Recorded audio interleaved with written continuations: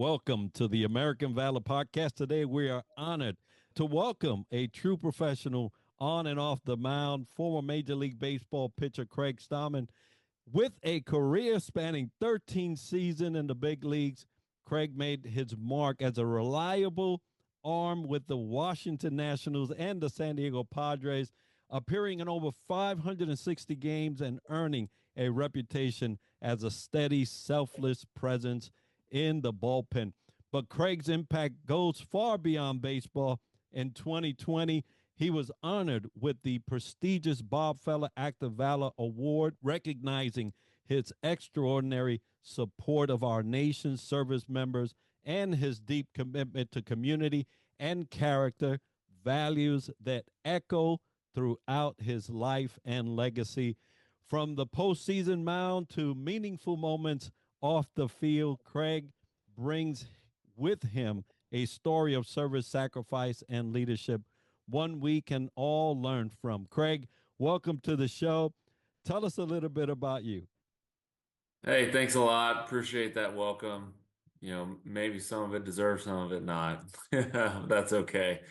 When we're retired and done playing, you don't remember any of the bad games, only the good games. But I guess a little bit about me. I grew up in a small town, North Star, Ohio, town of population 220 people, so very small town and very tight community. I always joke that it's a population of 220 and 100 of them are my cousins.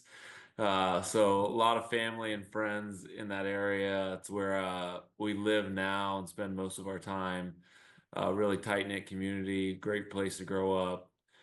Faith, family, hard work, all the same values that our military possess. And I guess my career embodies that mentality. Who I am as a person. I try to represent that area of the country as best I can, represent my family as best I can. And, I got to do it in the major leagues, got to live out a kid's dream for, man, way much longer than I thought I would ever be able to do it. And, thankful that it actually happened. And sometimes I got to pinch myself that it actually happened. But now enjoying post-playing career with all the kids and enjoying their activities and being able to spend more time with them. Well, we certainly appreciate all that you lived because we got to live it with you, right? Every pitch and all your community service. Now, at the Bob Feller Active Valor Foundation, we strive to educate, support, and recognize by instilling the timeless values of service, sacrifice, legacy, and citizenship. Based on the pillars mentioned, I would like to start today's conversation with service. Throughout your Major League Baseball career and beyond, you've been involved in giving back to the community.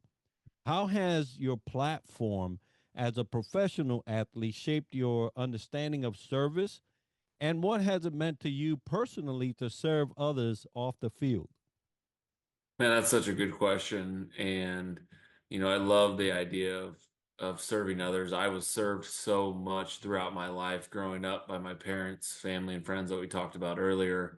And the ability to play Major League Baseball wasn't something that, I had this magic potion that I figured out how to do it. Nobody else did.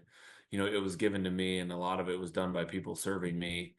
And so I felt like when I got the chance to play professional baseball, play in the major leagues, that I had a duty to give back to those around me. Um, it manifested itself in a lot of different ways. And when I was with the Washington Nationals, it happened to be the opportunity to go on a USO tour in 2012. And, serving our military families and members kind of fell into my lap on that trip, meeting the CEO of United Heroes League, Shane Hudella, and then being able to partner with him and do a lot of things throughout the community with the military. And along with that, there's other things too, that I got involved with throughout my career. But I'm thankful that the community service departments in the Washington Nationals and the San Diego Padres asked and for volunteers and needed people to do a lot of community events.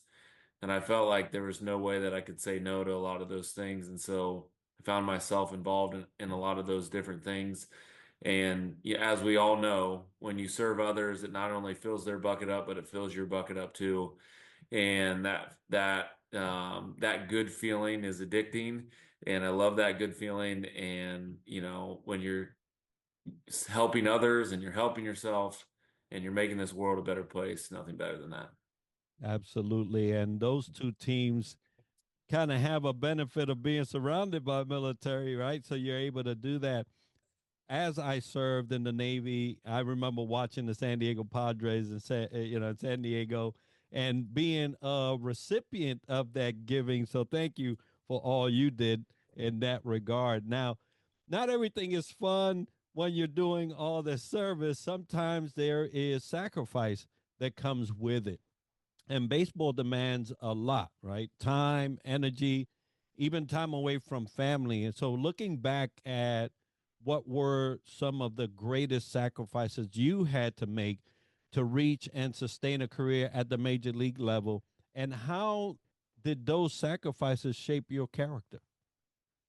Yeah, there are sacrifices. I mean, I don't want to sit here and say, being a Major League Baseball player is all about sacrifice. There's a lot of good perks that came with it too.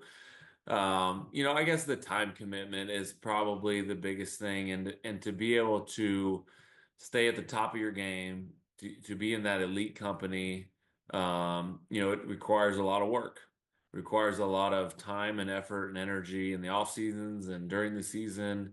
But the real sacrifices for my wife and family around me, allowing me to sleep in and get the proper sleep and nutrition that I needed to perform well, as a baseball player.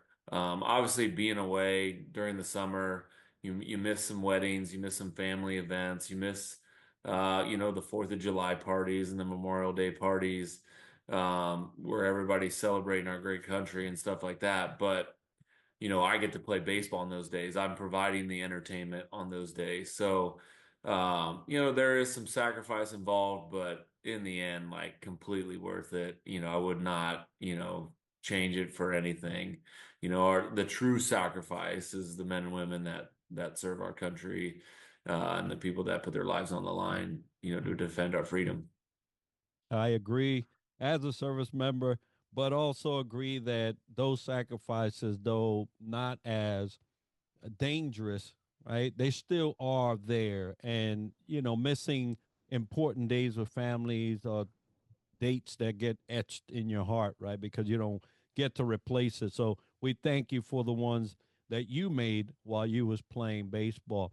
Now, all of this activity and career and all of that unintentionally leads to a legacy, right? And military people have a legacy. Major League Baseball players have a legacy. So when people talk about Craig years from now, both fans and teammates, what kind of legacy do you hope they remember you for, not just as a pitcher, but as a leader and person in the clubhouse and community?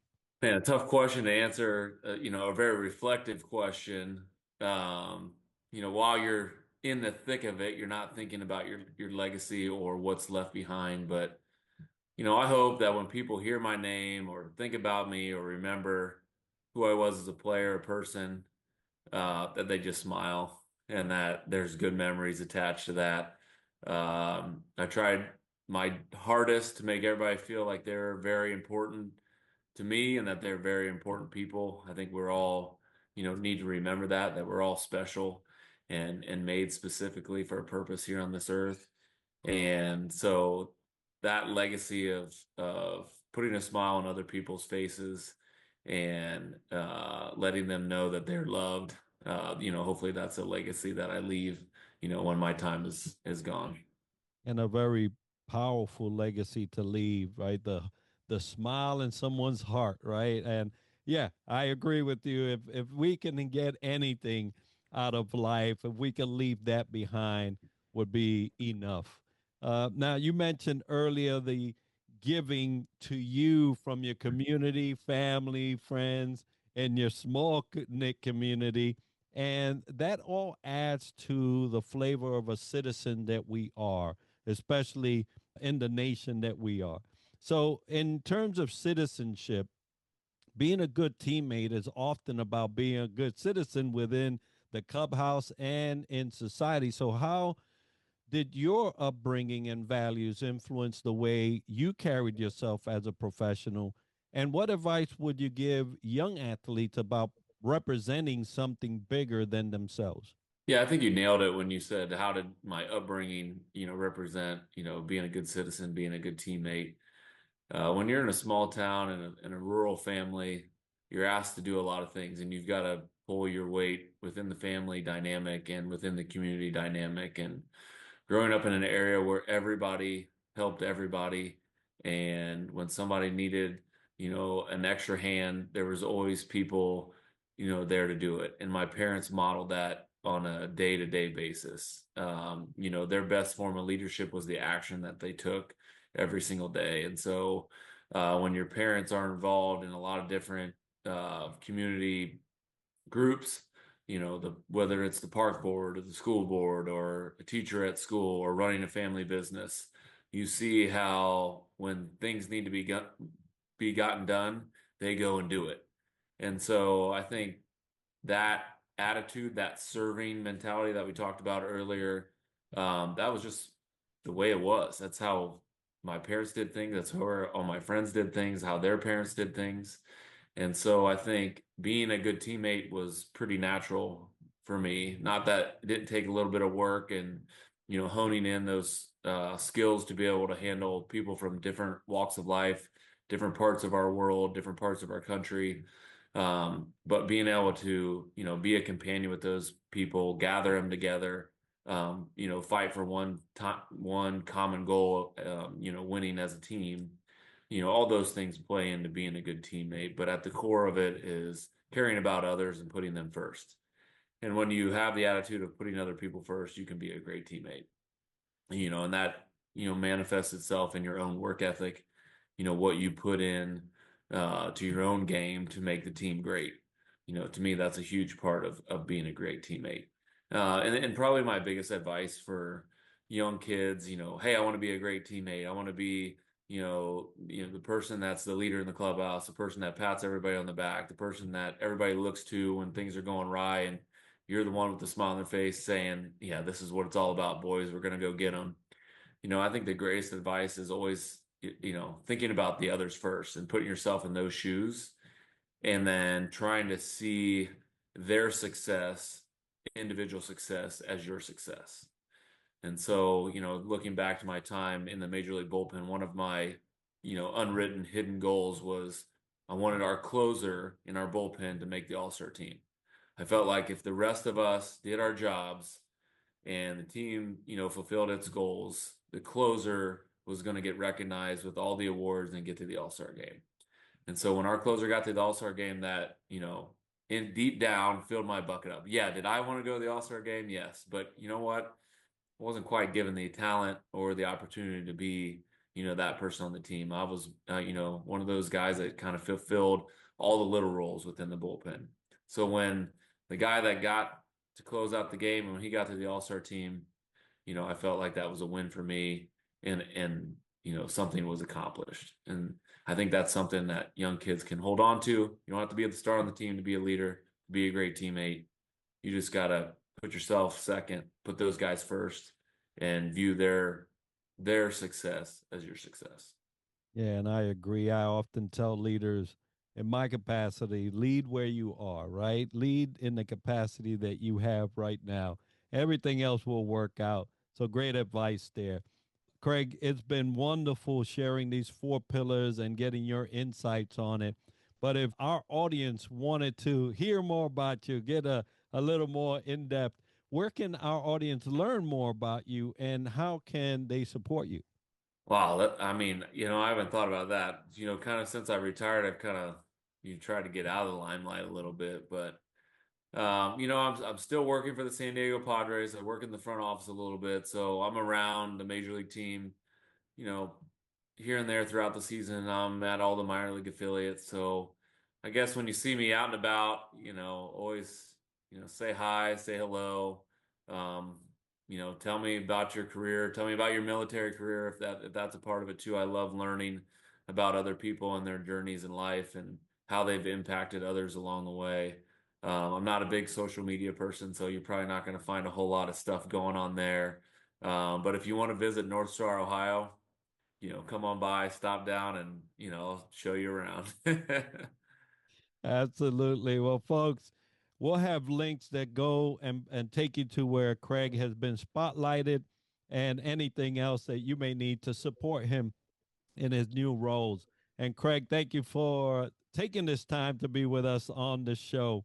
Folks, for more information on the foundation, please visit us at our website, actofvaloraward.org. And on behalf of the Bob Feller Act of Valor Foundation, thank you all for joining us on this episode.